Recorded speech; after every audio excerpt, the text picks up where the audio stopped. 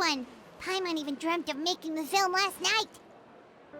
If Paimon remembers right, we're meeting at Hotel de Boer. Let's get going!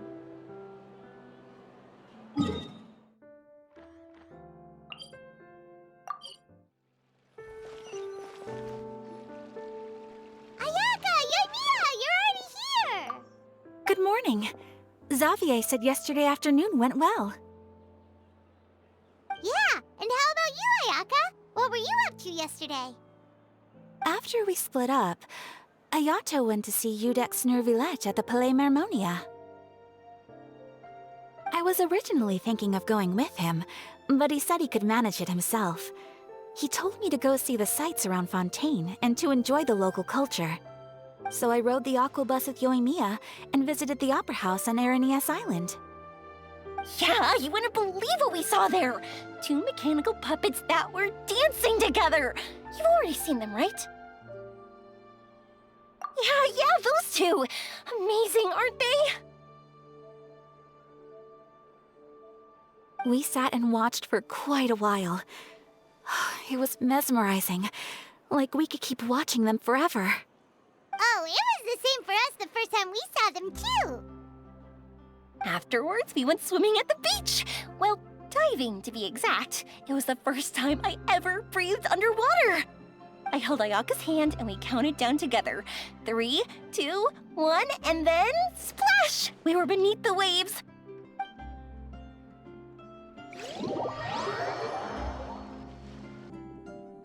At first, I didn't dare to open my mouth. But once I couldn't hold my breath any longer, I decided to take a big breath in. Turns out the water wasn't as salty as I imagined. It didn't really taste like anything at all. Before I knew it, I was breathing like normal down there. It was an amazing feeling. Ayaka said I was too nervous and needed to loosen my grip. She got used to everything way faster than I did. I knew that the Traveler could do it, so I had no doubt we could do it too. That helped me feel at ease as soon as we dove in. The underwater world in Fontaine truly is beautiful. I love seeing the romaritime flowers blossoming underwater, like little candles lighting up the streets at night. Yeah, and there were so many creatures that we've never seen in Inazuma.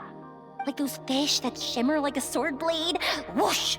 Oh, and those big fish that call when they see people. Ooh. Oh, you mean Hunter's Rays and Blubber Beasts! I just love the name Blubber Beast. Just wait till Pops and the others hear about this. They probably won't believe a word I say. Yoimiya was down there for quite a while. It was dark before we finally rode the aquabus back to the city. I figured she'd want to sleep in today.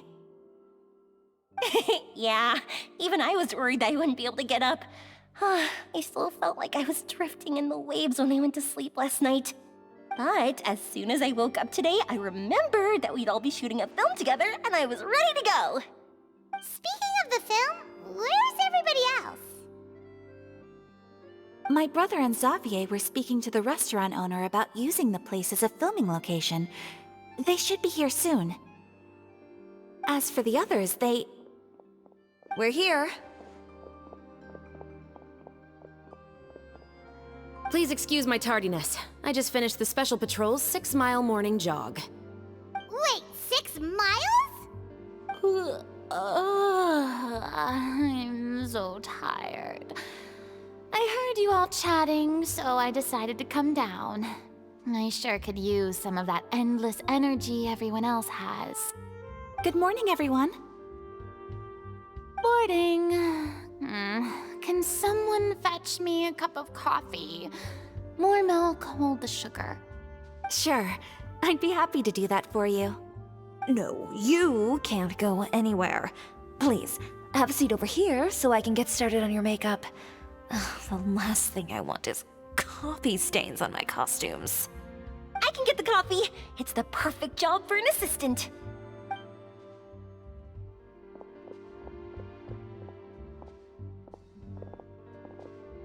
So much energy. Seriously, what's her secret? Oh, Yoimiya's always like that. But you sure look exhausted, Farina. It's because you're not not used to waking up so early, huh? Of course not. I spent the whole night reading the novel from cover to cover, marking sections that either need to be omitted or adapted. Wow, Paimon didn't expect you to be so thorough. Well, I was the biggest star in all of Fontaine after all. It takes more than just a pretty face to earn a reputation like that. I know how to get serious when the situation calls for it. I went all out when I was acting as an Archon, so why wouldn't I do the same for my own life? Here's your coffee, Director Farina.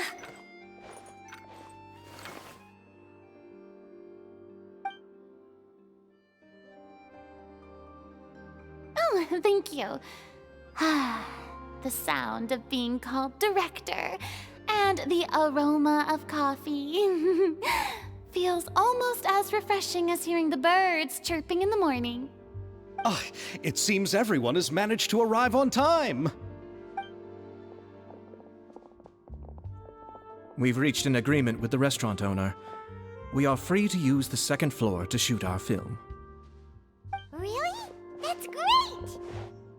He is really looking forward to our film, and hopes that providing his restaurant as a filming location will attract more customers. Well then, Mr. Xavier, I'll leave the rest to you.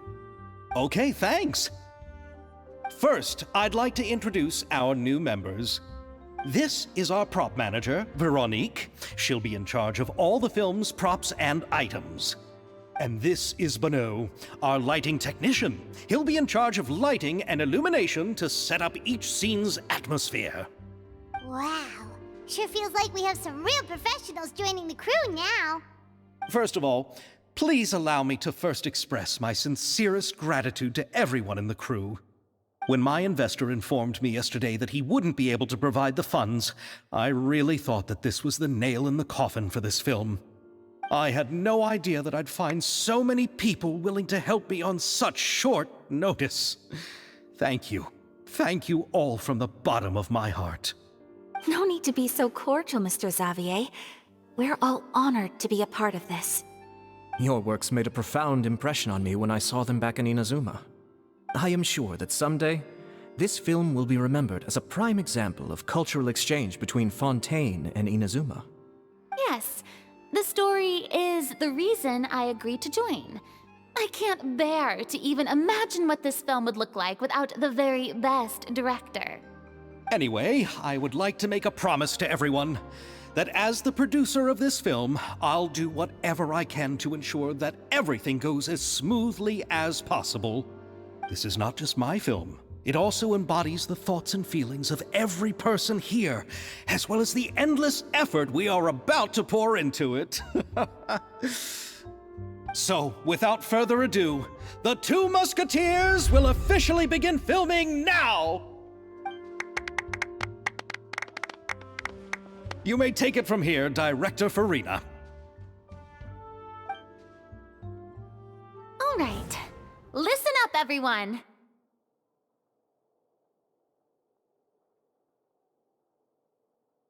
The first scene takes place when the two young musketeers are living at the Baron's home, still unaware of all that is about to happen to them. We'll need props and lighting to set the scene. Our lead actors can go get their makeup done, and extras, please take this time to go over your positions. Whoa, seems Farina's really kicking things into gear as the director.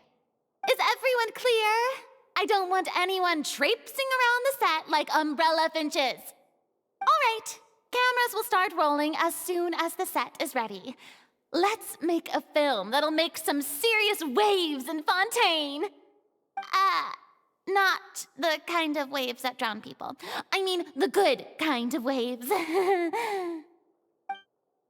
like she's still a bit traumatized by that. Anyway, let's go see if there's anything we can do to help.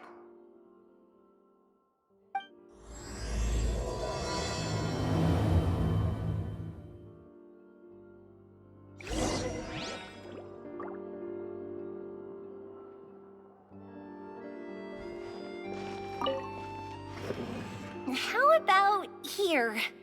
A little more to the left. You got it. Hey, Yoimiya, do you need a hand? No, I'm fine. You know, doing the lighting is kind of like designing a fireworks show. It's interesting to imagine what kind of atmosphere the lights will create. I heard that the Traveler will be operating the camera and Paimon will be the clapper loader, right? Those roles are just perfect for the two of you. Really? Is that because it'll be easy for Paimon to hold the clapperboard while flying?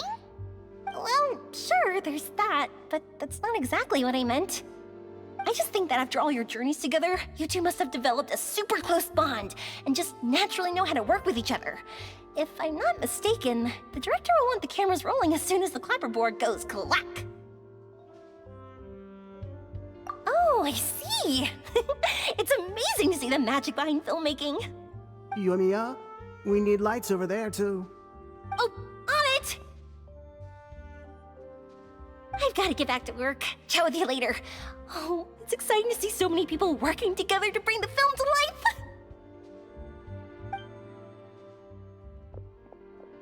Seems like Yoimiya's really getting into it. But she was right. We do have a super close bond, don't we? Paimon's really happy to hear that.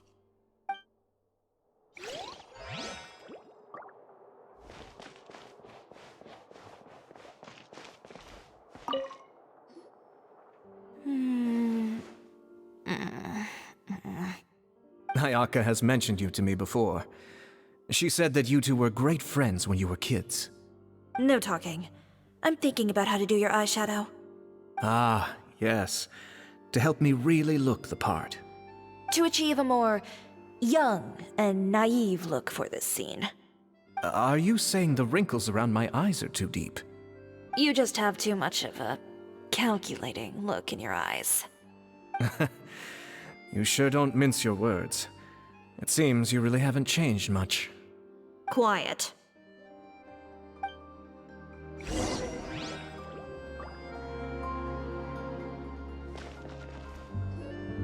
So, this is a real musket? No, it's just a prop weapon.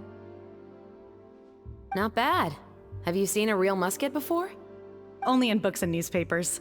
I made this one based on the relative shape and proportions I saw in reference images. When we're filming, some special gunpowder will be applied around the muzzle, which will help create the flash and smoke effects of a real gun being fired. Which means it'll be up to the actors to portray the recoil. That's right. The sound effects for gunshots will also be added in post-production. Thank you, Veronique. I think I know where to start now. However, the musket's gears and firing pin could still use some work. Adding some wear on the metallic components will make them appear more realistic. Also, be sure to rub the muskets with some oil each time before we start shooting. That'll give the impression that the firearms have been well maintenanced. Good point. You seem to know a lot, Miss Chevres.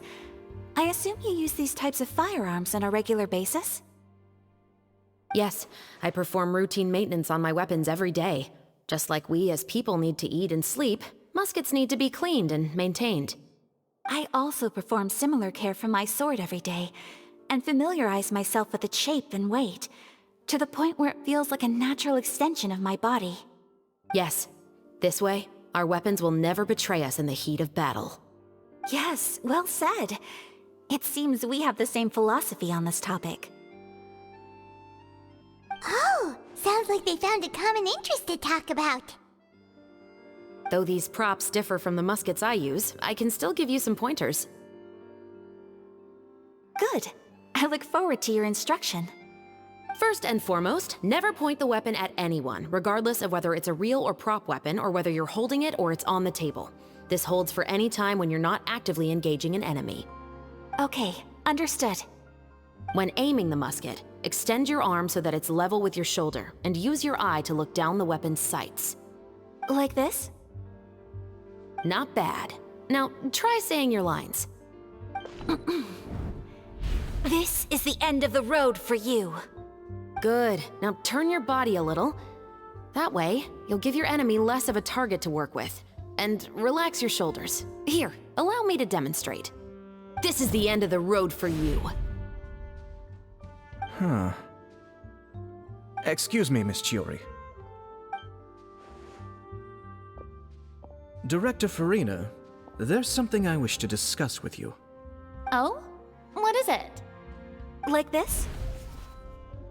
Yes, much better. What do you think? I do see your point. But are you sure you wish to do this? I believe it would be most fitting. Well, if you insist. All right, I understand. Miss Ayaka, Miss Chevres, could the two of you please come over here? Huh? What's going on? Are we gonna start filming now? Let's go see. What is it? I have a question for you, Miss Chevres. Would you be willing to play the role of a musketeer? What? To clarify, I would like to turn over my role to Miss Chevres. But brother... Don't worry, Ayaka. I actually view this as a good thing. I was becoming troubled trying to set aside some time to speak to the staff at the Palais Mermonia. I would like to have some conversations about the cultural exchange between our two countries, and I've heard that the bureaucratic process here can get rather complicated. Now, I will be able to focus on my work. Besides, you also know that I'm not really one for public performances. Are you really sure? From a director's point of view, I also felt like the relationship between the two musketeers in the original story could be improved. The older brother in the story plays the lead role with his overbearing character, but this causes his character to overshadow that of his sister, and the theme of the two supporting and relying on each other isn't conveyed very well.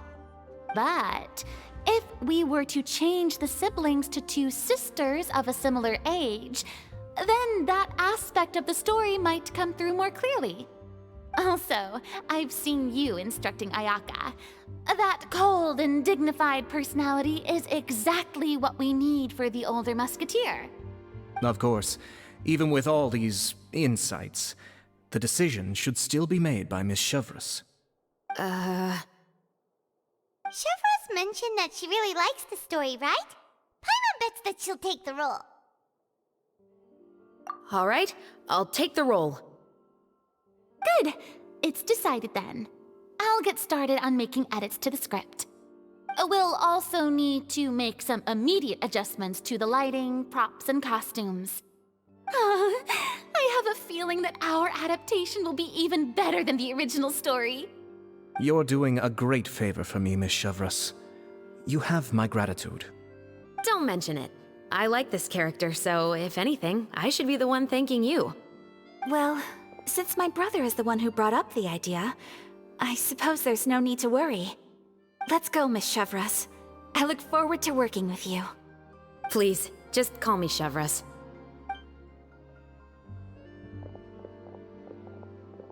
Seems like you're really going out of your way to solve the problem I was having with your makeup. Surely you jest, Chiori. I assure you that I was mostly motivated by a desire to spend more time on formal business. Oh, come on. You really think I'd buy that? According to what I've heard from Ayaka, her brother is someone who can juggle 10 different matters at the same time. I'm sure you have other reasons for backing out. Perhaps. Ayaka always said she wanted to go out and see more of the world, just like the Traveler. But I feel that she needs not only to see other nations, but also to make some different kinds of friends. I think it would be harder for her to make new connections with me constantly by her side. I would like to give her some space. Alright, go on. Spoil her some more. Ayato! It's too bad you're stepping down from the role. Paimon really wanted to see you act as a musketeer. No need to poke fun at me. I'd wager that you also felt that I wasn't the best candidate for the role. It's a little hard for Paimon to imagine you saying those lines. Yes, I've made an appointment to meet some people from the Palais Mermonia. Now, I will have some more time to prepare. Traveler, get the camera ready. Paimon, get the clapperboard! Actors, to your positions! We're about to start shooting the first scene. Go on now. And please take good care of Ayaka. Yep, don't worry. Thank you. I look forward to seeing the film when it's finished. All right, now that we're all here, let me help set the scene for everyone. The first scene takes place when our two main characters are still living at the Baron's estate. They've been ostracized and verbally abused by others in the household, but they still have no idea why. We want to capture how naive and innocent they are despite their pain. Chevris will be playing the role of the older sister, Tulip, and Ayaka will be the younger sister, Iris. Be sure to get close-ups of the main characters at the right moment. Silence on the set! Lights, camera, action! Let's go! Tulip, Mother's been out for quite a while now. Perhaps she went to pick some flowers on the way home. You know how she loves flowers. Iris, Tulip! I'm home! Mother! You were out for so long, we were beginning to worry about you. I'm sorry, but I'm back now, safe and sound. Here, I brought your favorite treat, apple turnovers. Mother, what are those bruises on your hand? Huh? What bruises?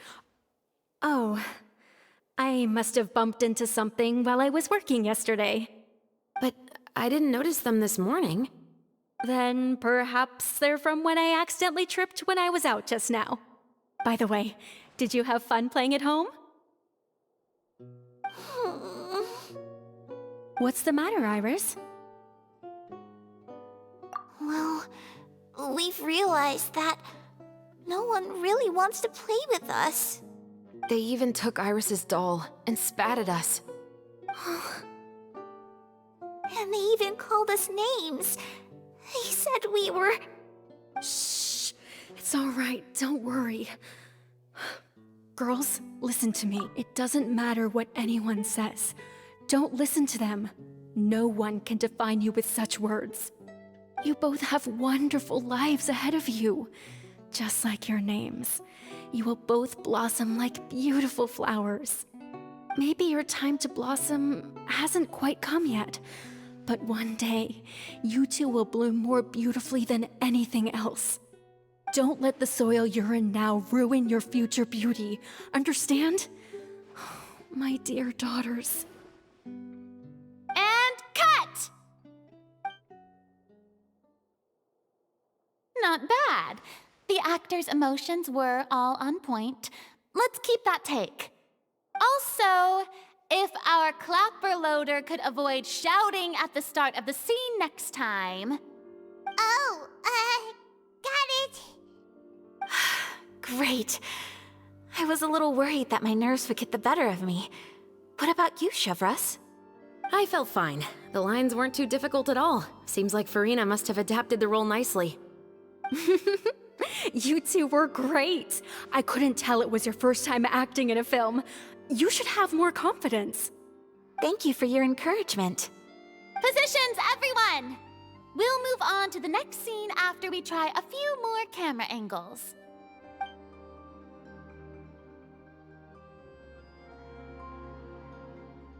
This scene is when our two characters return home, only to discover their mother has been murdered.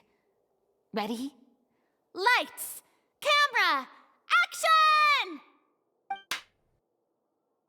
Mother, we're back. Mother?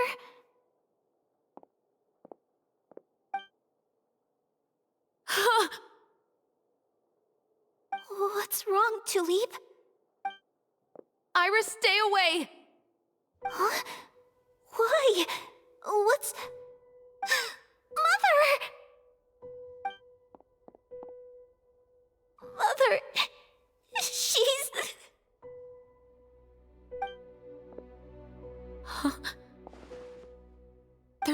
poison in this cup. Oh, I could have sworn I've seen this kind of cup before. Those aristocrats. They didn't even try to cover up their actions.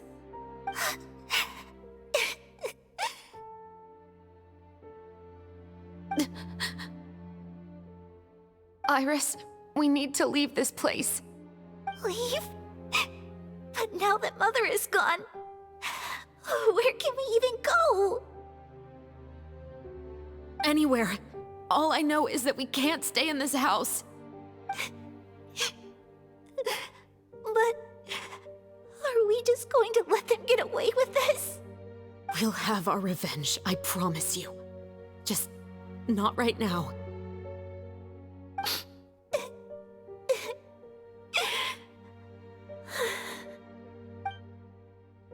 Come on, let's go. No, wait. We can't just leave Mother here like this. At least let me leave this rose with her. That's why we went out in the first place. To buy her this flower. All right.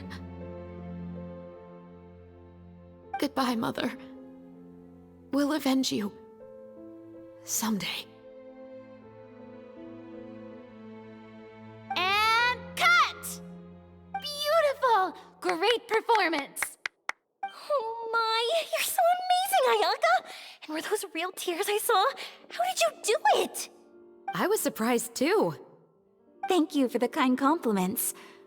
Actually, as soon as Director Farina said action, I told myself not to think about anything. I just felt the weight of the moment and became the character. It's quite similar to practicing the art of the sword. You clear your mind and focus only on what's happening in front of you. Ayaka's performance was amazing. Have I discovered an acting prodigy? Pipe down, everyone! We need to move on to the next scene!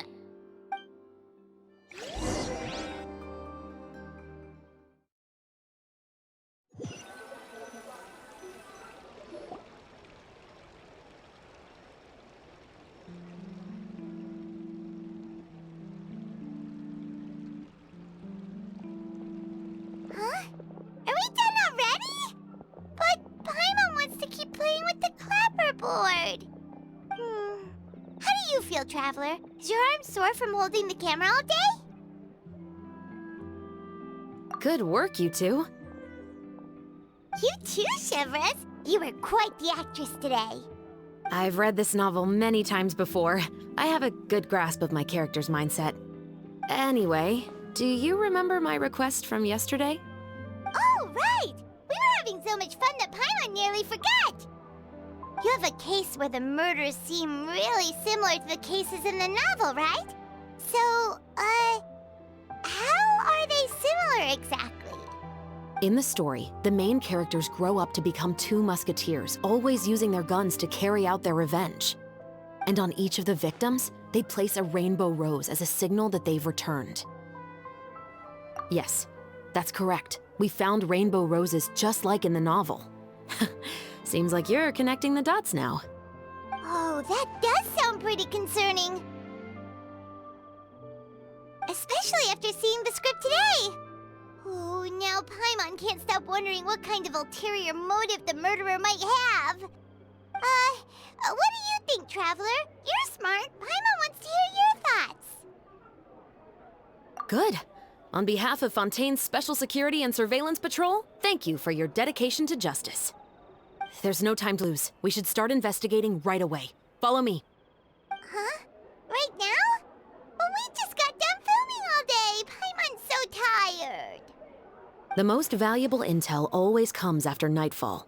They are like small, remote islands in the middle of the sea. If you don't stay vigilant, you will pass right by them in the fog. That's how one of my favorite books always puts it, at least. So, where are we going right now? Let's start by checking out some workshops that sell mechanical components. If the culprit is making their own weapons, it's very likely that they'll visit those sort of places.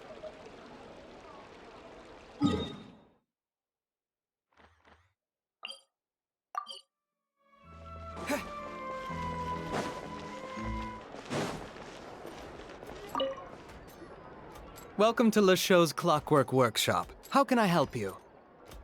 Hello. I'd like to know if anyone has purchased some special components lately.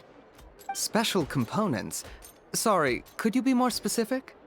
I mean the kind of components that aren't typically used for clockwork toys, but for firearms. Huh? For firearms? No, we don't sell those sort of things here. Don't misunderstand. I'm not here to cause any trouble. We are merely investigating a case, and we're hoping that you could cooperate. Well, to be completely honest, I'm not even sure what kind of components that would entail. Has anyone ever purchased components here as an individual rather than on behalf of an organization? We have a lot of customers who buy toys, but those who buy components are all regular customers who buy in bulk on behalf of their organization. Is that so? I understand. Thank you for your cooperation. You're welcome. It's the least I can do.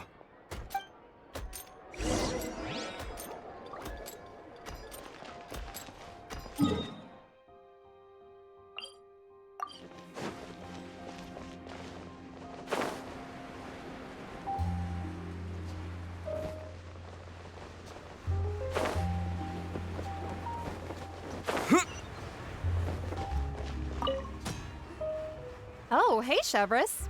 Run out of oil for your musket again? Hello, Estelle. I want to know if anyone has come to your shop recently to order some firearm components. Oh, is this another case? Let me think. I don't think so. Some people have requested that I make some prop guns for the Fontaine Film Festival, but I refused all of those requests. Oh? Why's that? Because there's no profit! I only make things here that can do some real heavy lifting. I don't have the energy to make some new molds just for the festival. Then has anybody come specifically looking for mechanical components? Well, I usually sell off my scrap to the Fleuve Cendre. I don't typically give them to one specific person. I understand. Thanks for your cooperation. Don't mention it. Always happy to have the Musketeers' patronage. Seems like we haven't found any leads to go off yet. Yeah, unfortunately. All right, let's head to Fleuve Cendre next. Huh? Are you sure? People might not be so thrilled to see the captain of the special patrol there. You think so, huh? Then I guess you don't know. Huh? Know what? That I grew up in Fleuve Cendre.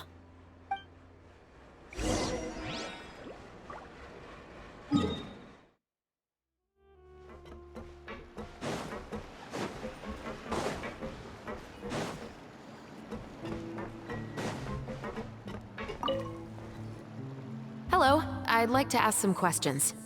I don't know anything. Don't worry, I'm not here to arrest anybody. You say that now. It's the truth.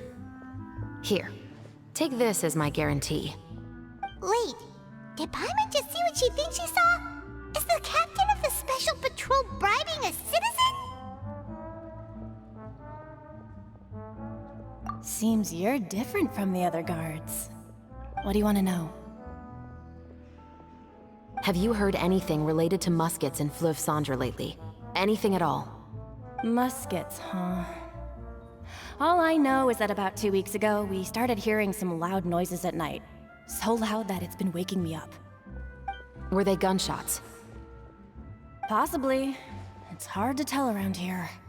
Someone's house collapsing, a pipe exploding somewhere, it's all the same. But the noises I'm talking about definitely happened after I fell asleep. Do you know where the noises were coming from? I don't remember clearly. Is it that you don't remember, or that you need to think about it some more? You tell me. Then please, think about it some more.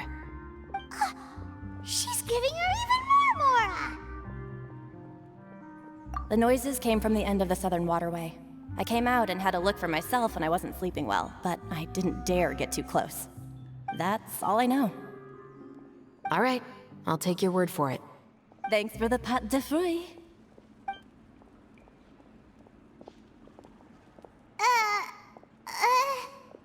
No need to be surprised. I grew up here, remember? I know how to get people around here to talk. Seems you catch on pretty quick. Now then, let's keep going.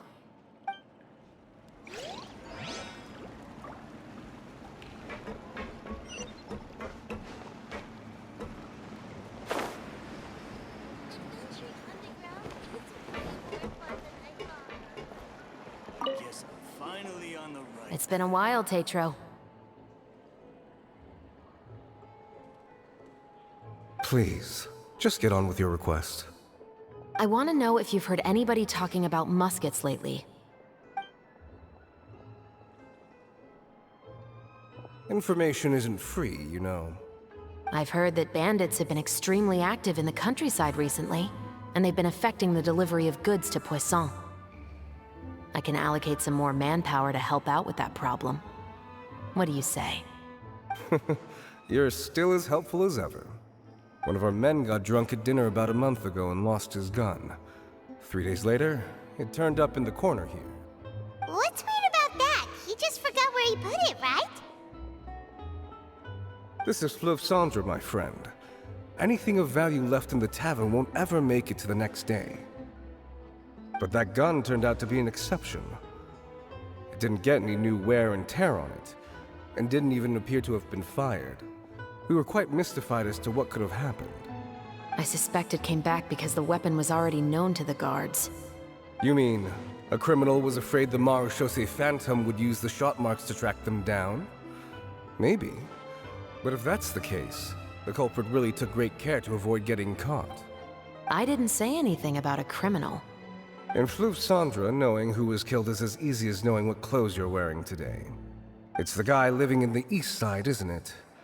I've never liked him. Every time he's here, he just orders a drink and sits there with a nasty look in his eyes.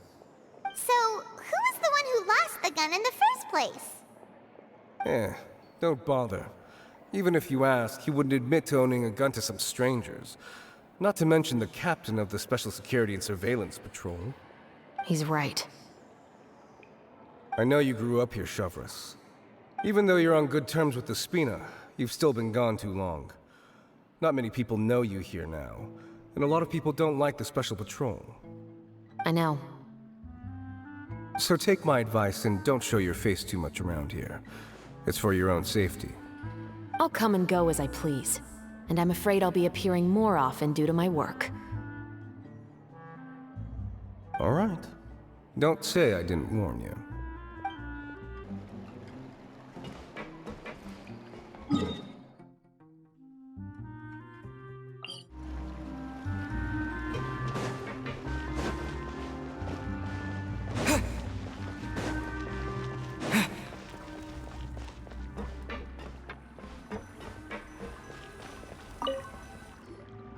What's all this? Some broken planks and barrels, as well as some liquor bottles? Yes, but have a closer look, Paimon. Even though somebody has purposefully tried to clean them up, these are obviously marks from musket bullets. In other words, someone was here trying to improve their shot. They were using the barrels and bottles for target practice. Could it have been the killer? Your guess is as good as mine. Although many people at Fleuve Cendre own guns, few hide the fact from others. And even fewer would go to such lengths to hide markings from practice shots. Anyway, let's go. There might be more to this.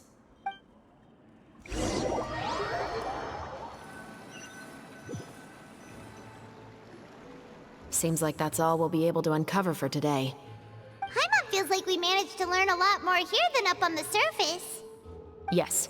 Assuming that everything we found is indeed connected to our suspect, then their timeline was probably something like this. A month ago, our suspect found a gun and took it home to disassemble it. Once he'd figured out its mechanics, he brought it back.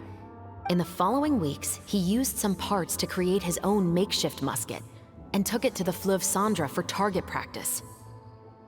Then, a few days ago, he found his target and carried out the murder.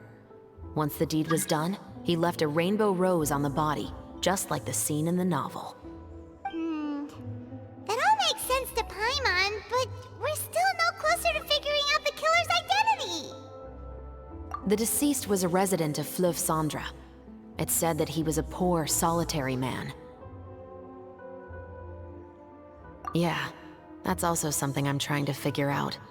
If we are indeed following the novel, and there's a story behind the murder, then this murder should be an act of vengeance. But according to our investigation, the deceased didn't have any enemies. He was no saint, but no one's heard of a rival who hated him enough to shoot him dead, much less care to leave a rose on his body. What message is the killer trying to convey, and to whom exactly? We've thoroughly investigated that possibility. He claims to have spent the whole day at the Opera House on the day of the murder, and the staff there have confirmed his account. Okay, so he has an alibi. Not only that, he lacks a credible motive as well. He has a family of his own, and both of his parents are still alive. I've looked into his records. He was adopted at the age of 6, and all the proper procedures were followed. There are also records of him at an orphanage before then. In the story, the mother of the 2 musketeers was murdered after the children turned 10. Of course, he could have changed the children's ages, but I don't want to assume anything without evidence. More importantly, I've also had a chat with him in person. He didn't seem like the kind of person who would pull the trigger to kill a man. Then, what should we do now? We have all this new information, but it doesn't help us move forward. Investigations take time. I didn't expect us to catch the culprit in just a single day. How about this? Let's spend the next few days filming with the crew. We can continue the investigation once we're done with the film. I'm sure that given time, new leads will present themselves. Wait, but weren't you saying Intel is like small, remote islands in the middle of the sea just a moment ago? Wouldn't you just miss them if you were to stop looking? Ah, but the book had more than one reference to the islands, Paimon. Oh? What else did it say then?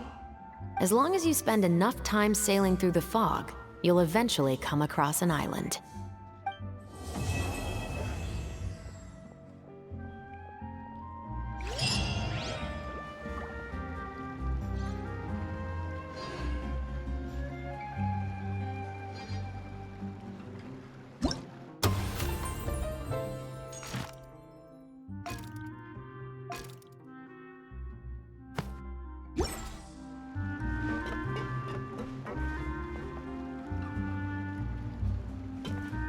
What?